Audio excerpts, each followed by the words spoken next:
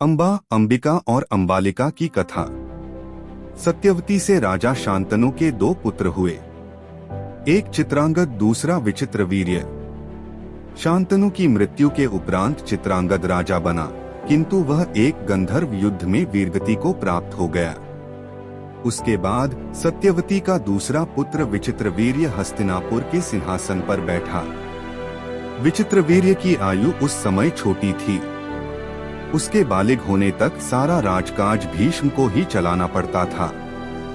जब विचित्रवीर्य बालिग हो गया, तब भीष्म को उसके विवाह की चिंता हुई।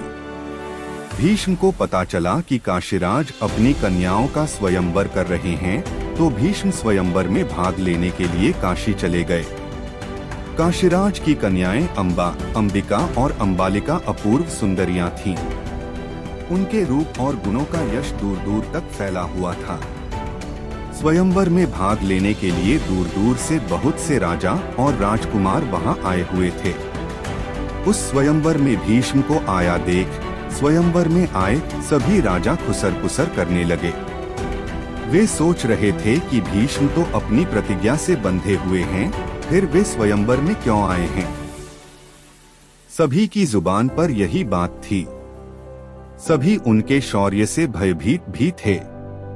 उन्हें यह पता नहीं था कि वे अपने भाई विचित्रवीर्य के लिए स्वयंवर में आए हैं। वे सभी भीष्म का परिहास उड़ाने लगे। काशीराज की कन्याओं ने भी भीष्म की ओर से दृष्टि फेर ली। भीष्म के स्वाभिमान को इससे बहुत चोट पहुंची।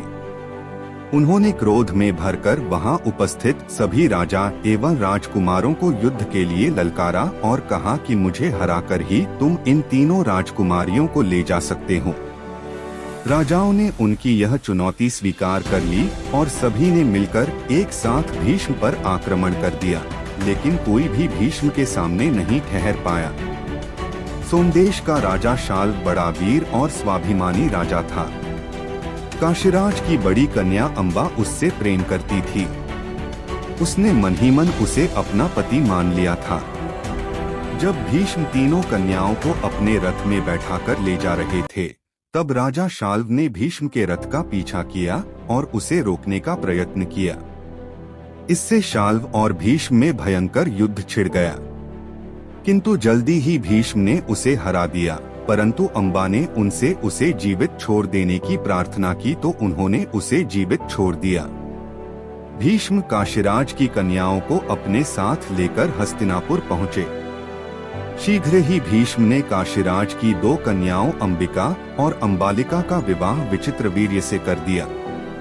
काशीराज की बड़ी कन्या अंबा ने भीष्म से पहले ही बता दिया था कि वह शाल्व से प्रेम करती है और उसे अपना पति मान चुकी है।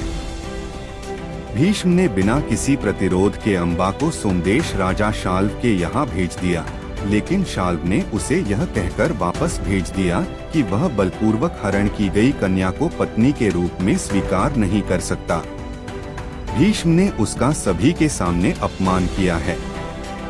बेचारी अंबा अत्यधिक दुखी होकर हस्तिनापुर लौट आई। उसने भीष्म को सारा हाल कह सुनाया। तब भीष्म ने विचित्रवीर्य से कहा कि वह अंबा से विवाह कर ले, लेकिन विचित्रवीर्य भी अंबा से विवाह करने के लिए तैयार नहीं हुए। उन्होंने कहा, भ्राताश्री, जिस कन्या का मन किसी अन्य व्यक्ति के लिए अर्पित किया जा चुका हो, उसे मैं अपनी पत्नी कैसे बना सकता हूँ। अब तो बेचारी अंबा न तो उधर की रही और न इधर की। कोई मार्ग न देखकर अंबा ने भीष्म से कहा, हे गांगे, अब मेरा क्या होगा। आप मुझे हर कर लाए थे, अब आप ही मुझसे विवाह करें। भीष्म ने उसकी बात सुनी तो वे अजीब से धर्म संकट में फंस गए। उन्होंने अपनी प्रतिज्ञा का हवाला उसे दिया। अंबे, मैं अपनी प्रतिज्ञा नहीं तोड़ सकता। मैं विचित्रवीर्य को ही फिर से समझाने का प्रयत्न करूंगा। किंतु न तो विचित्रवीर्य माना और न राजा शाल्व ने ही उसे स्वीकार किया। भीष्म भी अपनी प्रतिज्ञा से टस से मस नहीं हुए। अंबा को अपना जीवन व्यर्थ लगने लगा। रो रो कर उसकी आंखें सूज गईं। आंसू सूख गए, परंतु उस पर किसी को भी दया नहीं आई। उसे सारा दोष भीष्म का ही लगा। वह भीष्म से बदला लेने के लिए अग्नि में झुलसने लगी। उसने भीष्म को पराजित करने के लिए अनेक राजाओं से सहायता मांगी, परंतु कोई भी भीष्म से टकराने के लिए आगे नहीं आया। हारकर अंबा ने भगवान कार्तिकेय का ध्यान करते हुए घोर तपस्या की। भगवान कार्तिकेय उसकी भक्ति से प्रसन्न होकर उसके पास आए। उन्होंने सदा ताजा रहने वाले कमल के फूलों की एक माला अंबा को दी और कहा, अंबा, यह माला तू जिसके गले में डाल देगी वही भीष्म के विनाश का कारण बनेगा। माला पाकर अंबा बड़ी प्रसन्न हुई। वह उस माला को लेकर अनेक राजाओं के पास गई, किंतु कोई भी भीष्म जैसे वीर का सामना करने का साहस नहीं जुटा पाया। सबसे अंत में पांचाल देश के राजा द्रुपद के पास वह पहुंची।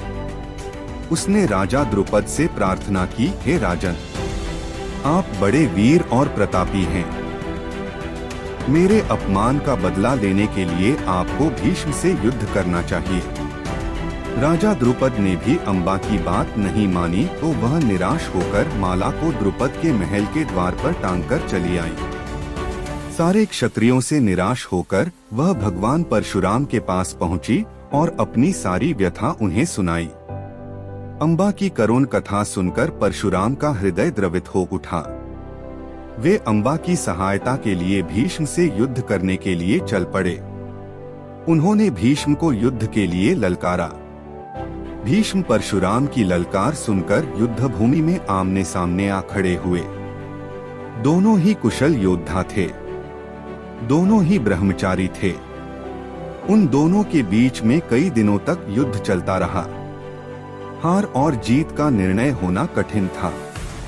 अंत में परशुराम ने स्वयं ही अपनी हार मान ली और अंबा से कहा, बेटी, जो कुछ भी मेरे वश में था मैंने किया। अब तुम्हारे लिए यही उचित है कि तुम भीष्म की ही शरण में चली जाओ। परंतु अंबा दुखी होकर भीष्म के पास जाने की बजाय हिमालय की ओर चली गई। वहां उसने भगवान शिव की घोर तपस्या की। कैलाशपति भगवान शिव ने प्रसन्न होकर अंबा को दर्शन दिए और कहा, पुत्री, तुम्हारी तपस्या पूर्ण हुई। अगले जन्म में भीष्म की मृत्यु तुम्हारे ही कारण होगी। भगवान शिव के अंतर्धान होने के बाद अंबा ने तत्काल चिता तैयार की और अग्नि की गोद में अपने आप को समर्पित कर दिया।